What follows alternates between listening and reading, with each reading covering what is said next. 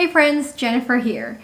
Today's update, I'm afraid not so very positive news. Let's start off with Manila Airport. Do you remember Tanim Bala or bullet planting scam? This is a scam that plagued the Philippines about 9 years ago. And there's a fear that this scam may have resurfaced. For those who are not familiar, so how this scam works is that airport personnel will secretly put bullets on your bag unknowingly. And then they will call your attention and tell you, oh, we found bullets. And then, of course, if you don't know it, you will deny it, right? But no, they will insist and they will show you even a fake scanned image of your bag with a bullet in it. And so, they will pressure you until you give in and to extortion. That's what they want, your money. Why is this being talked about again? Well, there was an incident last March 6 involving two passengers, Filipino passengers. One is a senior citizen who is 69 years old. So what happened was Adele, she went through security, immigration, and then to her boarding gate. Everything was normal until 3 airport personnel came to her and told her, "Ma'am, you need to come with us."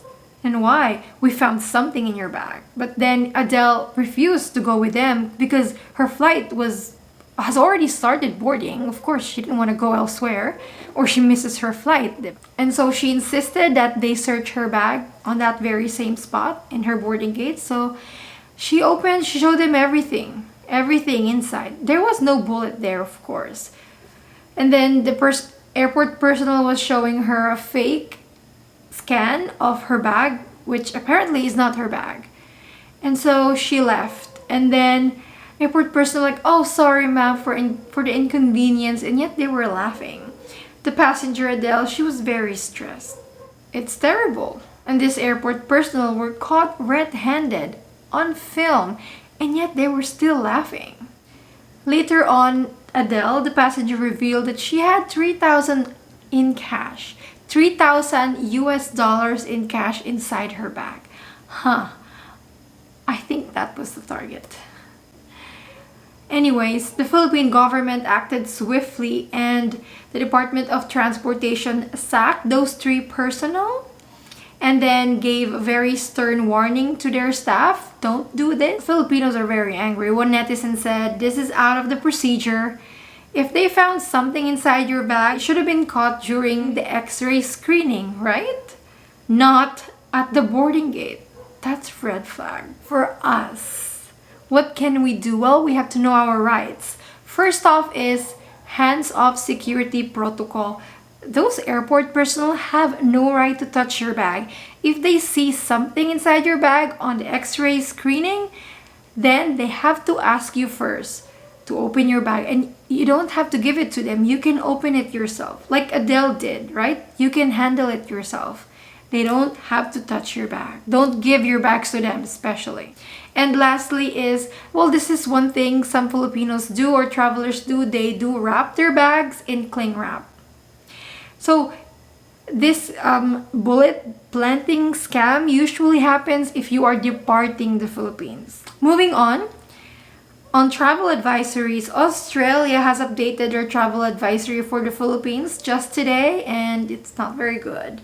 In an update, the Australian government cautioned travelers on the risk of demonstrations and civil unrest following recent events in the Philippines. It says avoid protests as they may turn violent. You can see this is Australian government warning though, so some countries may have a different warning, but if you're from a Western country, it's probably gonna be almost the same. So basically, the whole of Luzon and Visayas are yellow, which means exercise a high degree of caution. And then half of Mindanao is reconsider, and then the other half is do not travel. Yeah, the political turmoil here has been bad. I think it was just 4 months ago when we made headlines, oh, the vice president threatened to kill the president. And then now it's former president gets arrested. Oh, so much drama here. The thing about the protest is the former president, the one who's been arrested, is Duterte. You probably know him. He's very, very well loved by actually, I think, a good number of people here in the Philippines. He has very strong support. And him getting arrested, that makes his supporters angry. Okay, so now they are doing gatherings, protests, rallies. I've seen it happen a lot here. I'm in Mindanao, I'm in Davao region, so most of Duterte support is the strongest here. I've seen it and I'm not scared of it. It's quite peaceful. People are not angry. In fact, they're even smiling. There are motorcycle rallies. It's not chaotic at all. So far, I think it's safe. I feel it's safe. Although we don't know what's going to happen next about Duterte. You know, if it gets bad with him, his supporters might get angry. I don't know, but I wouldn't say that things changed here, that it's scarier now. For Filipinos, bala kayo sa buhay niyo. You can participate in political events. That's your right. For foreigners, don't do it. Okay, when you have your own opinion, but don't. Keep it to yourself. Secret. Foreigners are not allowed to partake in any political activities in the Philippines. Whether you support or you don't support the government, doesn't matter. Don't get involved. Even posting on Facebook, don't do it. Did you guys know that a group of foreigners are being profiled by the Bureau of Immigration? What did I do? Well, these foreigners who are residents of a high-end subdivision in Cebu, which is called Minglanilla, they were found to be marching the subdivision. They were groups. Okay, let me show you the video. And they're wearing black from head to foot. And I don't know, but just based on the video, they look like young foreigners. They don't look like pensioners. They look pretty young.